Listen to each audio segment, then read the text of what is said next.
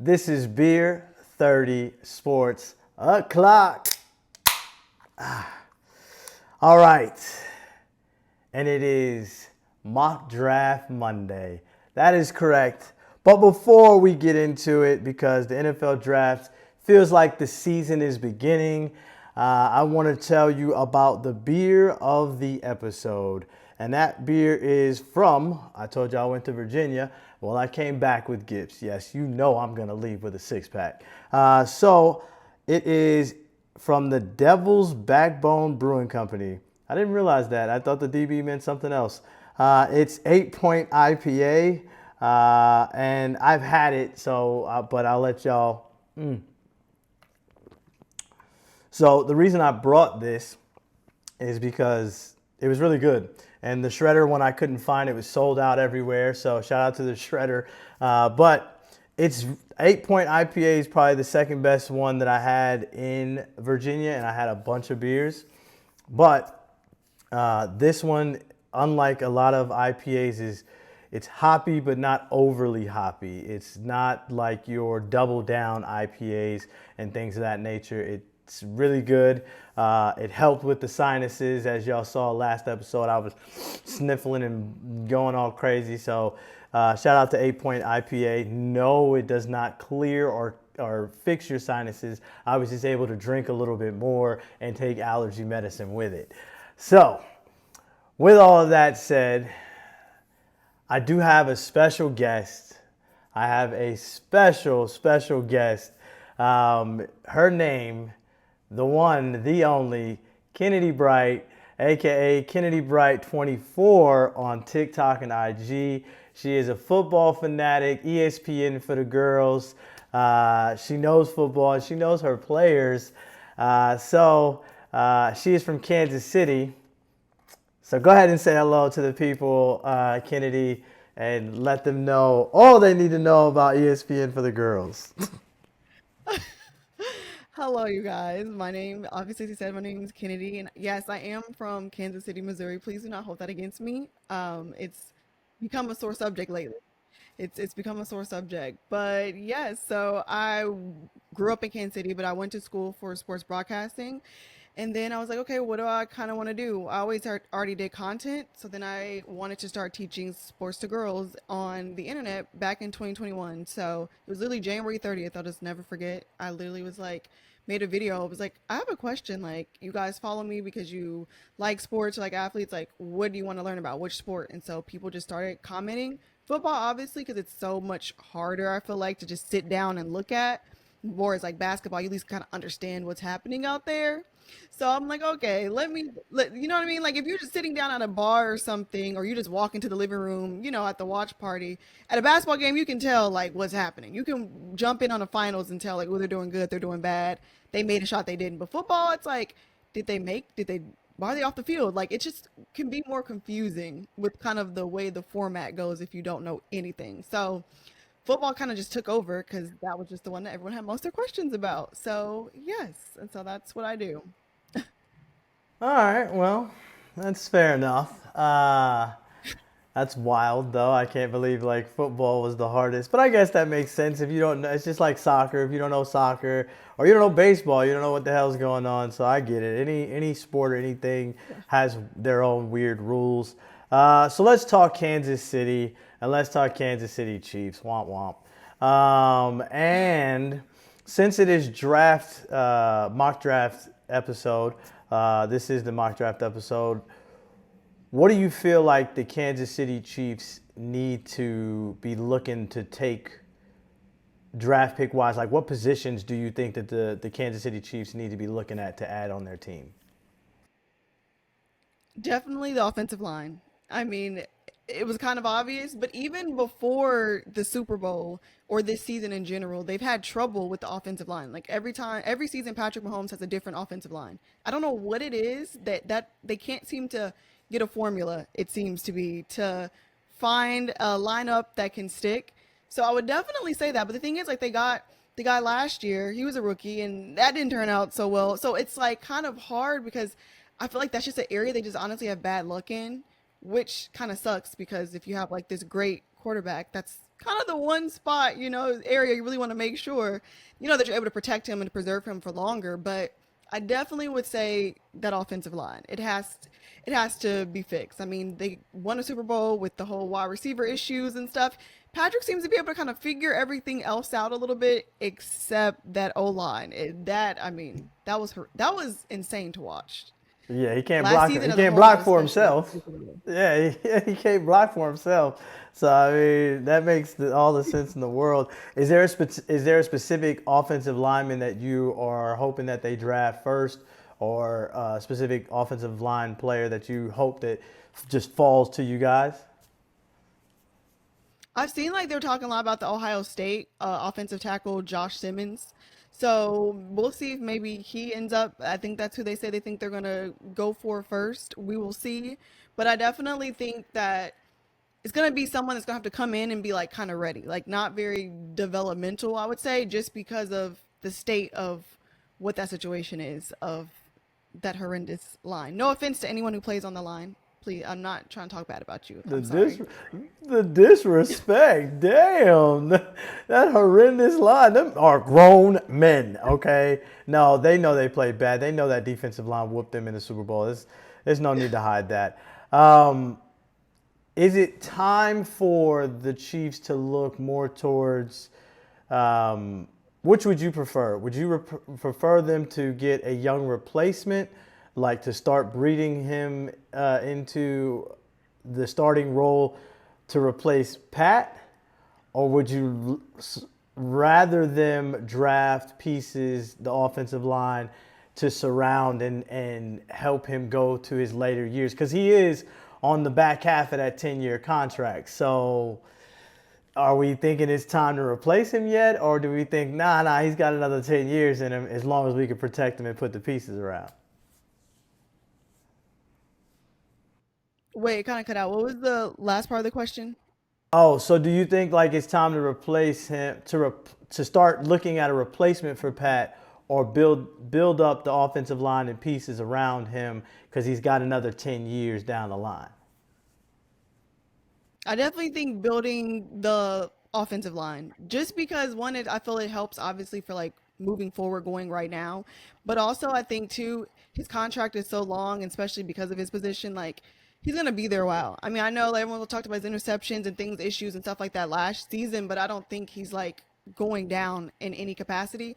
I also think it wouldn't be fair to the person who's backing him up because Patrick plays through everything. I mean, ankle injuries. I mean, so high ankle sprains. So it's like good luck thinking you're going to be in the game. I feel like it would be nice. I feel like, first of all, it'd be a waste for the Chiefs to waste a pick on getting a backup quarterback, in the aspect of like for that person to kind of just sit there. Like you might learn and then go somewhere else, but it's like the Chiefs lose in that aspect. Like it helps that person developmentally, but at the same time, it's like good luck really kind of seeing the field, just because of the kind of person he is and how well he takes care of his body.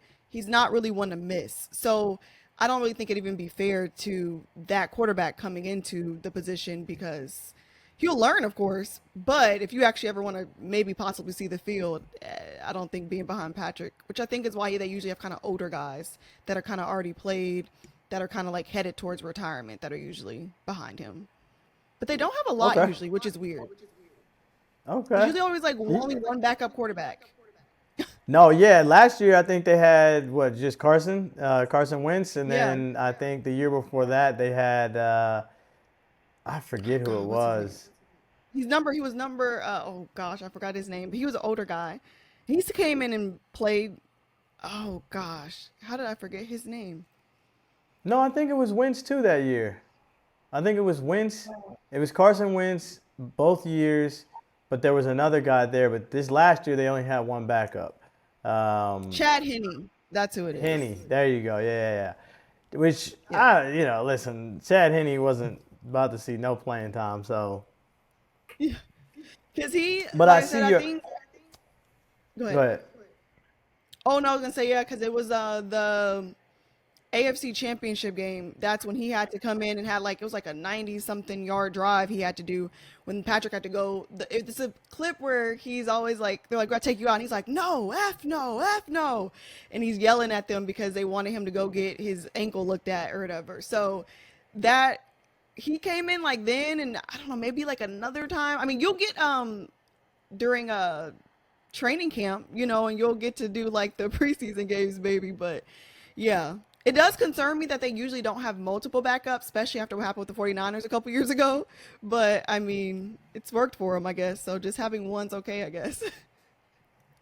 I mean, it has, but again, like I said, I feel like I don't know. This is me personally because I come from I'm a Packers fan, so I come from where we will draft late and we will draft a fucking quarterback for 5 years down the line, and he turns out to be the next great thing because the simple fact is we see the writing on the wall. Now, I'm not saying I see Pat dipping. Pat is still Superman. Love him or hate him, call him Kermit the Frog, whatever. He's still one Yeah. of the, if not arguably the greatest. He has some championships to win to catch the GOAT, but he is in definitely in the top three, top five conversation, whatever. Now for his counterpart that everybody Swifty has been talking about. Do you think it's time for them to look for somebody to replace him? Because they were talking about on the him being on the brink of retirement or not coming back next year. He's starting to do the podcast thing a lot more. He's got a more public life with his relationship with Sailor and all that shit. And so, do you think it's maybe time for the Chiefs to jump up and maybe try and go get one of these great tight ends like a Tyler Warren or a Colston Loston? I forget his name. But anyway, do you think it's time for them to go and get one of those tight ends to replace him? Yeah. I mean, the past couple years haven't been um I don't want to, offend people.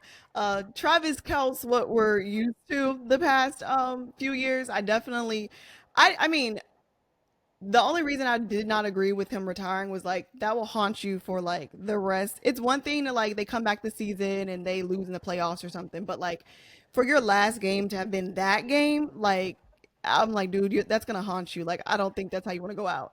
So I definitely think because of how it ended, like he for sure should have came back. But if he was to choose, if they would have won and he chose to retire, I would have been like, oh, okay, yeah, I think it's kind of that time. And he also talked about too just so much of how mentally and physically and how it's like starting to weigh on him. And they talked about how which I didn't realize, how he doesn't miss like when it's supposed to be like optional and stuff, like how he's always there and stuff. So I feel like it's definitely starting, I think, to get to him this constantly, like the playing. So I think it's time for them to, especially because he's still there, then you can have someone kind of mentor him and kind of build him up to be that next Travis on the roster versus you wait till he's like, okay, this is going to be my last season. Then you draft somebody. Well, now he's not even around. So I definitely think they should look for his replacement. Um, and his name was Colston Loveland. By the way, I'm horrible with names. Everybody on this show knows that, so no surprise that I fucked up the tight end who I was saying should replace the great Travis Kelsey. Anyway, so last question, because I don't want to keep you from that wonderful dog you have, who's probably losing his mind right now. But what you know what? You're the second person I've had on the show with a dog that is like a part of their social media life and a part of their real life, obviously. But you post them and all that stuff Yeah, yeah. like that. Shout out to CY. But anyway, yeah. So my question stems from basically I've seen you on social media a lot. You do a lot of combine. You went to the combine. We were at the Big 12 Pro Day together, things like that. And I'm just curious as to, because you follow the stories and you follow the players' stories more than just the game. You know what I mean? You actually see them coming from college and you follow their stories. Who has been the most interesting of the interviews Hold on, or it's cutting people out. that you have followed, players that you have followed this upcoming draft season or this draft season? Who's been the one like, wow, that's an interesting guy? Interesting guy. You mean like Don't do that. I love everyone I interview. Like I'm I'm not saying you like don't. No, I'm not saying listen, you no, don't. What I'm it's saying. hard for me because I get very that's my also my issue. I get very invested. Like very yeah, like it's bad because I mean I have someone like that I'm thinking of like oh this story, but it's like I'm the kind of person that it kind of sucks because I'm literally sitting here and it's like there's so like I can't buy all these jerseys like next year. Like it's just it's too much. Like I'm very once I hear about your story, like I'm very invested in like your success and everything. But someone that I would say had a really good story probably was LeJontay Wester. I'm gonna go with him from Colorado.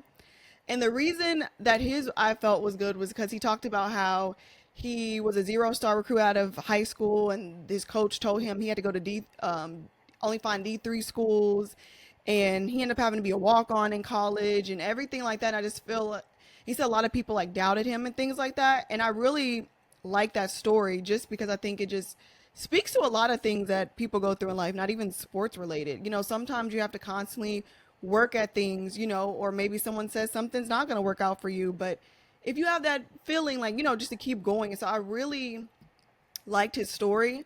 I felt it kind of, and a lot of them, I mean, a lot of people, everyone, you know, has probably overcome things. That's not what I'm saying. People have been doubted and whatnot. But I mean, to literally have like, I think people talk about getting slept on, and then there's like literally like, you're not even, it's not even possible. I think there's a difference between like, oh, I was ranked low. I think my rating should have been higher. Like, this man wasn't ranked at all, you know? And so I definitely think that I really liked his story and kind of where he stood.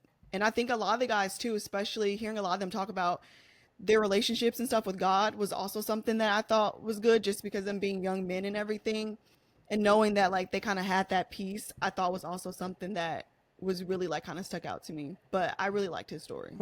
Yeah. Okay. I too interviewed him, and he definitely has the underdog mentality. He let me know not if but when he walks across the stage, and hugs or daps up Roger Goodell. He said he wouldn't hug him because he don't know him like that. So you spoke of God, and you spoke of a lot of these guys. You know, their stories of coming up and toughness and things like that. Here recently, we did lose a player, a young man first, excuse me, a player second, and Kyren Lacy am I saying that right? I hope I'm saying that right. I practiced that, I swear to God. Um, You got it. You so, got it. so he passed away, and this story is getting kind of like mixed up. You know what I mean? It is rated that Yeah. he did unalive or suicide and things like that. What has been your like? Real quick, first off, I just want to have a quick moment of silence for him. Rest in peace, young man. I pray you found peace, because that's, I mean, yeah.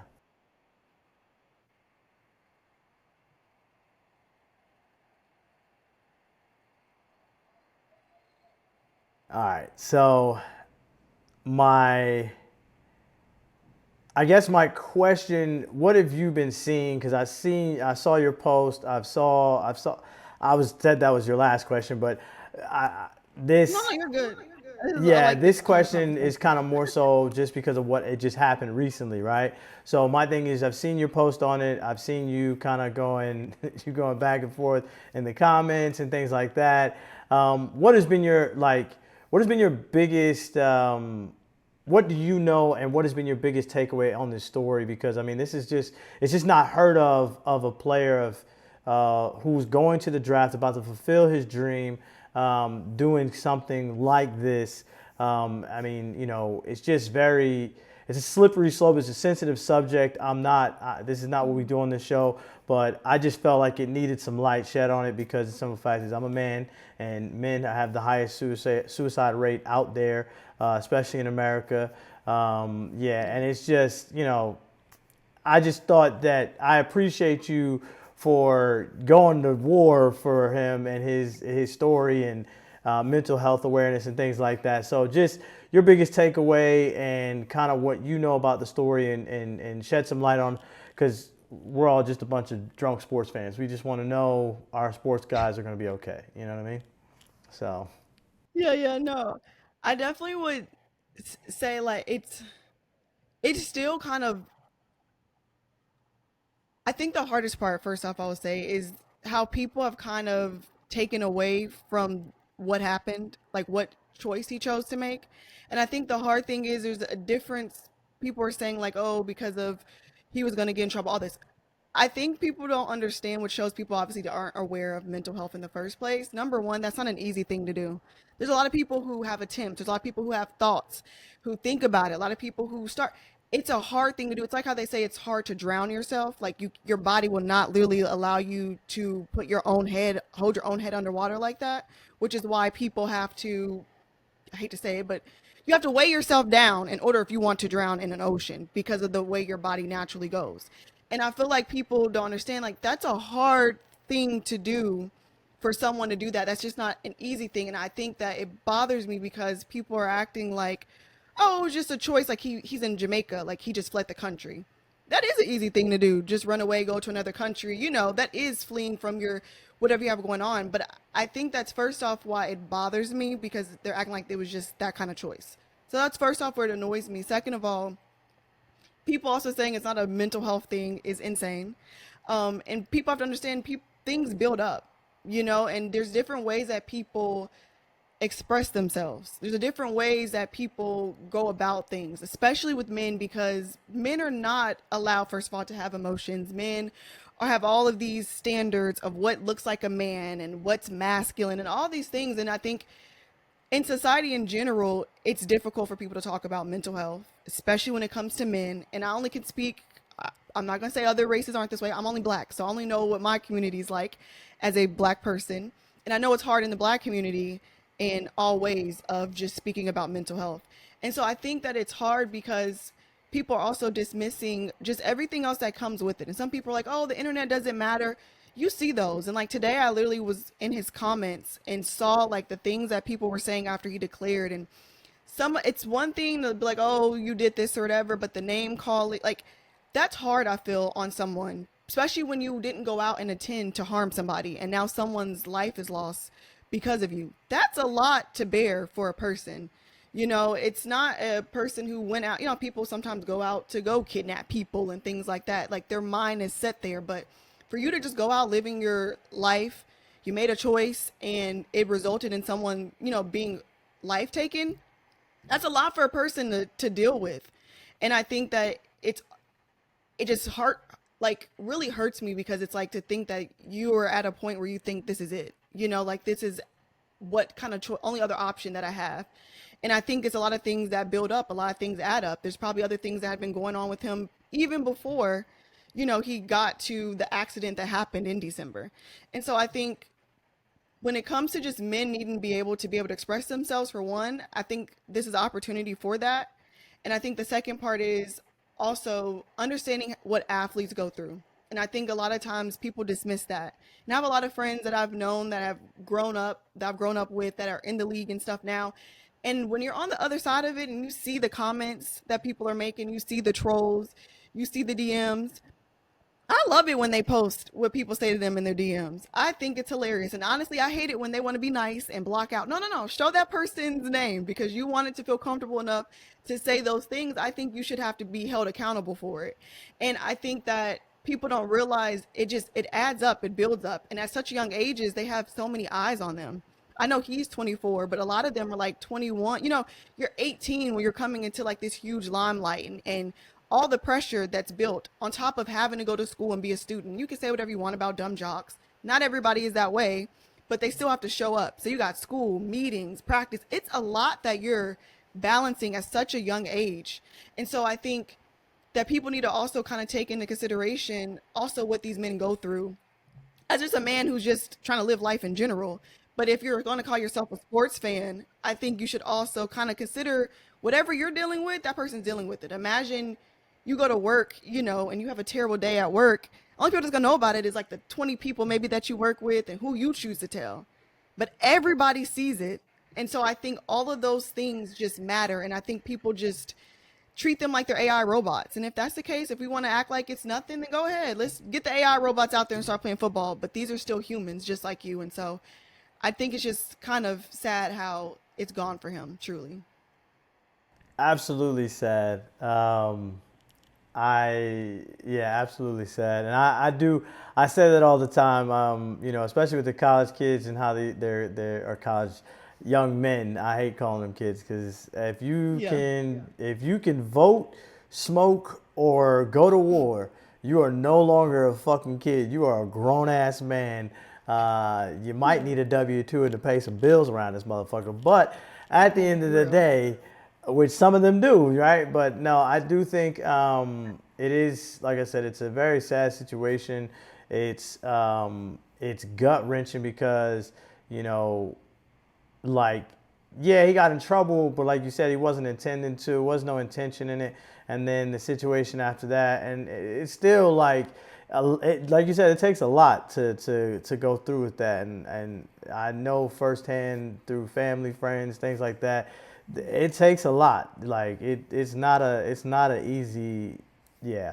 But on a lighter note, uh, Kennedy Bright 24. Am I saying that right? Yeah, Kennedy Bright 24 on TikTok and IG. Follow her for football knowledge, ESPN for the girlies, for the girls, and dog content. She has a great big human devourer that is always on her IG or TikTok.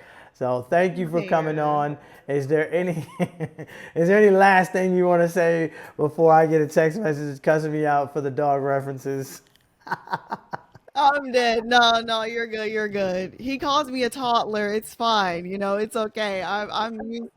I'm used to the rude comments, but no, there's not. I don't think I have anything else.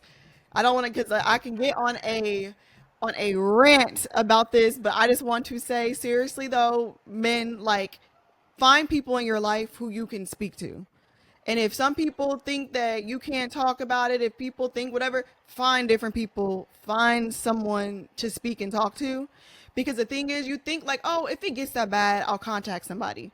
But you have to understand, like, for someone who I've gone through my own mental health issues, when you get to that point, you kind of need to already have kind of build up a muscle of have like how I know because you go to the gym, you be in the gym all the time, going to the gym before you go to interviews. I'm like, dude, what is wrong with you? Got up there early, but just like you're building that muscle, you have to kind of build that muscle of being able just to reach out. So even when it just is a little bit, when they say like when it's smoke, there's fire. Just reach out, just get in the habit of reaching out. Like, man, I just felt a little off today. Find a way to, so that way your first natural instinct can hopefully be to go to somebody. And then too, so you'll know who to reach out to, when you do get in dark times before it gets bad versus you wait and then you're like, that person was terrible. That didn't, they didn't even answer the phone. So I think we always say what we'll do, everyone has a plan until they get hit. So my dad always said growing up. So I definitely would say just kind of start that and make sure if you have kids, start now, letting them know. I mean, I know no parent wants their kid crying about just everything. That's not what I'm talking about. But let them know that it's okay to talk about their emotions and when they're not feeling okay.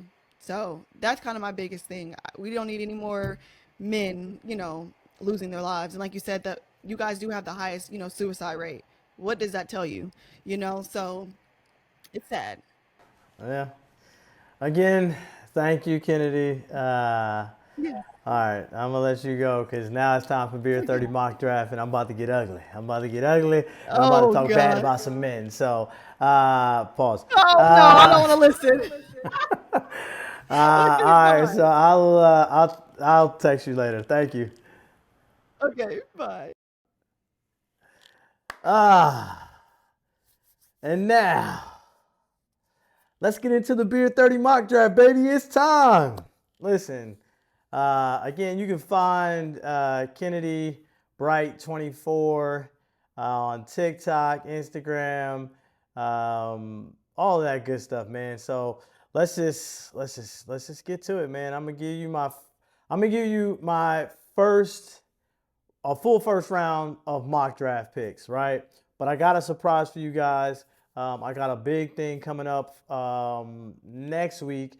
I'll be with the Frisco Rough Riders. You know, we Sunset Lounge. We're doing a partnership. Go Sunset, and I'll be there live for the next episode. So if you don't know, or if you haven't gone and you're in the city, you need to go check out the Frisco Rough Riders. It is a blast. They have a what is it? The lazy river. Yeah. So best believe after the show, I'm gonna be drunk on the river. Okay. All right. Just like I used to do in Guadalupe River, in Austin, all that good stuff. Okay. So be prepared. Anyway, so yeah, let's go.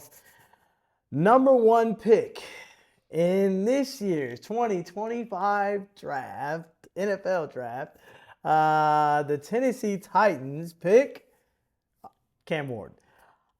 This is easy. This is by far the easiest pick. This wasn't even like a study moment thing. I've been studying mock drafts all damn off season because it's just like, you know, it is what it is. But he's the by far the best quarterback in this draft, hands down. And it's not a deep, it's not a big, it's not a deep quarterback draft. So let me just preface that he single-handedly came into Miami and turned that program around to the point where they're spending big bucks to steal other quarterbacks from big name schools and things like that.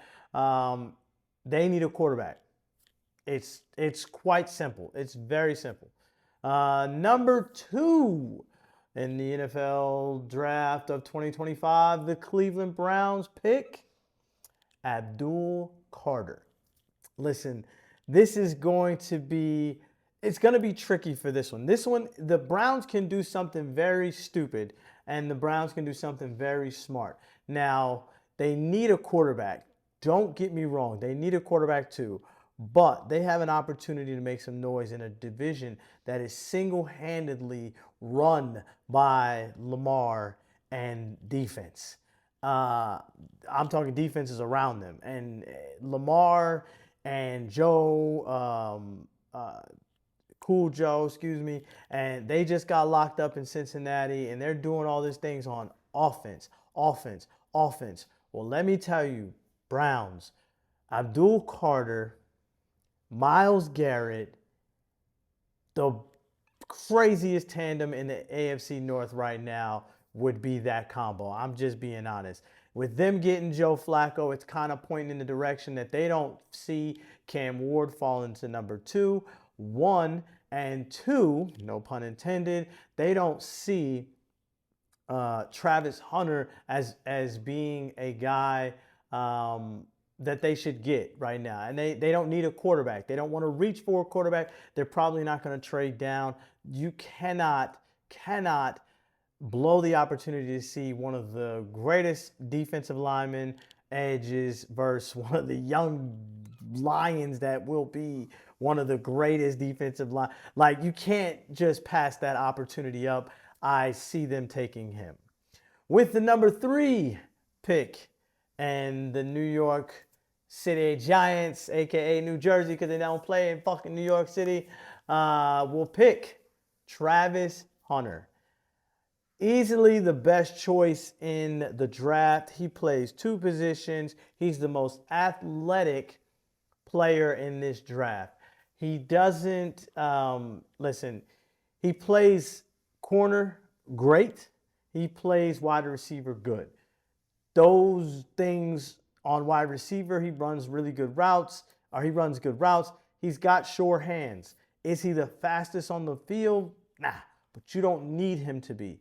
You have Neighbors, you have Russell Wilson, you have Jameis Winston. I mean, you have all these other options to make this thing go. And with a deep running back class that this is, you can literally build around your quarterback or running back in the later rounds with what you do in these first early rounds. And I feel like they don't, listen, this guy's going to be a phenom. He's going to be a ticket seller, jersey seller. He is going to be one of your greatest players on the roster, if not the best player, athletically speaking, on the roster.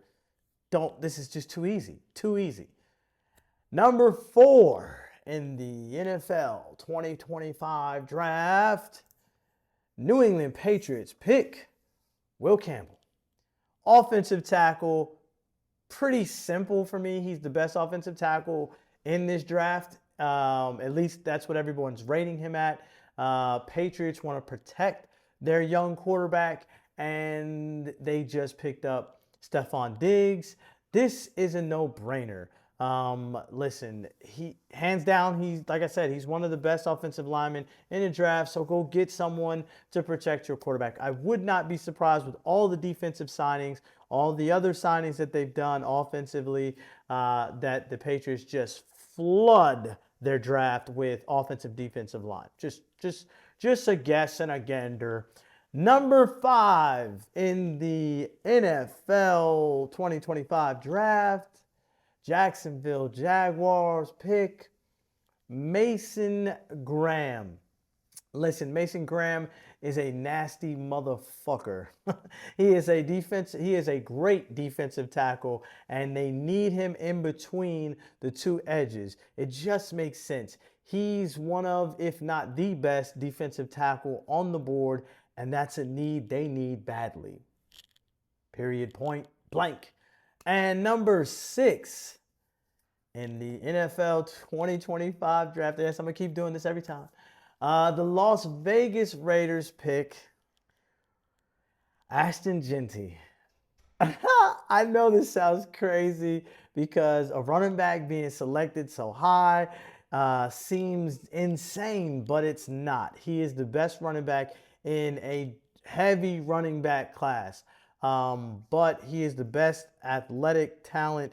He almost broke record. I mean, this dude is phenomenal. He is going to be a problem, and they have been missing a running back since Josh Jacobs left and went to the Packers. They have been abysmal at the running game. Yes, their offensive line needs a little help, but you can get those things later or in the later round. You will not, and I repeat, you will not be able to get a talent like Ashton Genty after the 6th. It's not happening. Number 7 in the 2025 NFL draft. Oh, I said that backwards. NFL, yeah, I know what I'm talking about. The New York, also technically Jersey Jets, pick Armand Mimbo. The next best offensive lineman because they fucking need someone to protect Justin Fields. They've had the worst offensive line for like 3 years straight.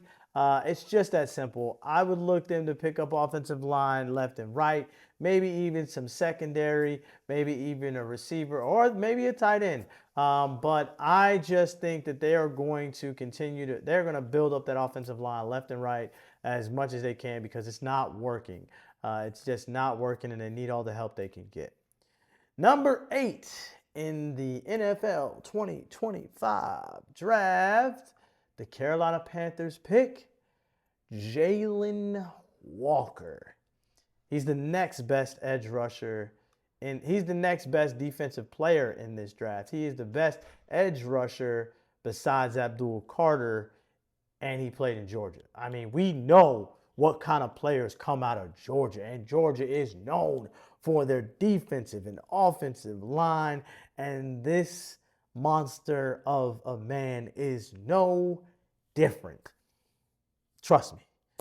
Number 9 in the NFL 2025 draft, the New Orleans Saints pick Shedeur Sanders. Listen, with Carr possibly being out, a new head coach with an offensive mind and offensive schemes who just had a quarterback very, very similar, not in size, not in stature, but in play.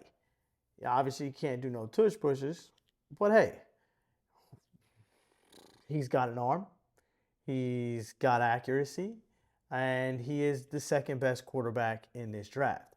I can't believe he's dropping the way he is, but unfortunately, the teams ahead of them don't really feel the need to draft a quarterback.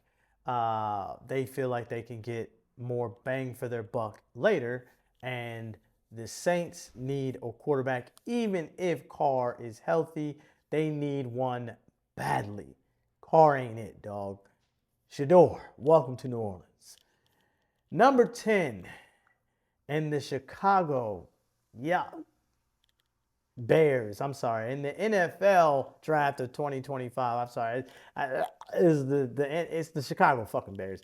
Anyway, they pick Michael Williams, another Georgia defensive end who will make an impact for them immediately. I hate to say it because he's going to be playing against the Packers twice. Anyway, number 11 in the San Francisco. I'm sorry, number 11. The Bears just fucked me up, man. I swear to God. Number 11 in the NFL 2025 draft, San Francisco 49ers. Pick Kelvin Banks Jr. Listen, he is going to be a bully, a silverback gorilla on the offensive line, just like someone they already have on that line who is getting up there in age, who they just had to spend a big-ass bag for that will probably be the last big-ass bag that San Francisco cuts for him. And why not get someone in this draft very similar who can learn under one of arguably the greatest offensive line bullies in the game? It's simple mathematics. Number 12 in the NFL draft of 2025, the Dallas Cowboys pick Tyler Warren. Listen, he's a beast. Simply put, he is a help right now in multiple different places on the field. He's versatile as hell. He could play a receiver. He could play a running back. He could play a fucking flea flicking quarterback. He is very versatile, so look for them to add to that offense because they don't feel like they have very much to do on defense and they pick better defense in later rounds. They need a win now guy on the offense that also can block. I'm sorry, let me take that away from the versatile monster. But yeah, listen, Shoddy wants to open this offense up and they need to get him some weapons and Dak some weapons. CD by himself ain't cutting it. They just went and got a running back in the offseason. So, listen, Tyler, how about them Cowboys? Number 13 in the NFL draft of 2025, the Miami Dolphins pick, I hope I say this right, Jahdae Barron. He's talented. He's fast. He's great at coverage. And he's even better at run defense. What is not to like about this defensive back? What is not to like? Period. I don't know what else to say to that. Number 14, the Indianapolis Colts pick in the NFL. Oh, you thought I was going to forget. NFL draft 2025. Colston Loveland. He is the next best tight end in the draft this year, and he's got hands.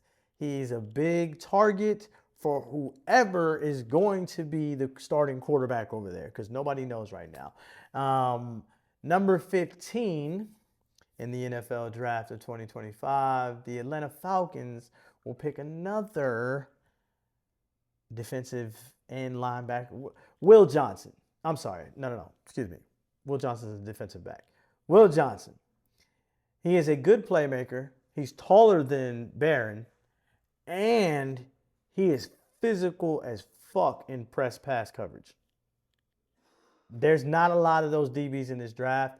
There's not a lot of DBs in this league that can physically press up on you and be on you every step of the way and who are tall and who are playmakers. Just saying. And number 16 in the NFL draft of 2025, the Arizona Cardinals pick Another name that has been hard for me. I've been practicing, I swear.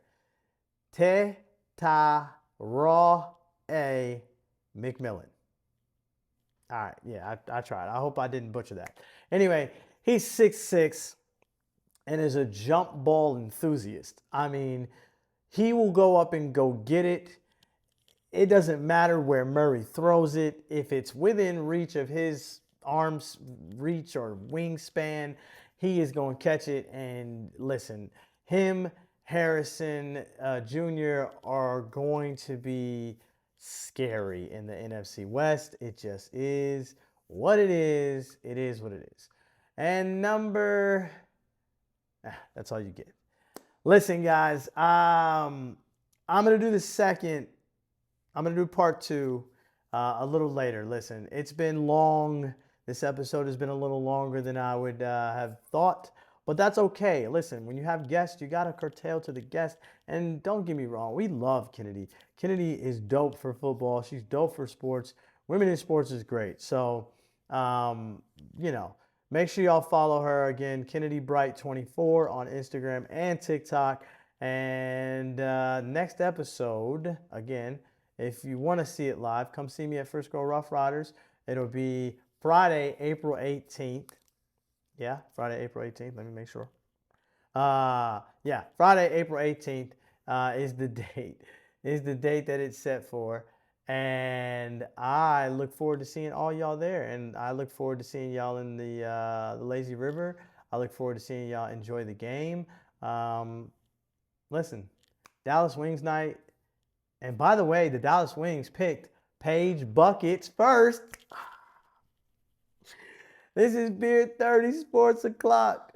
Go Wings!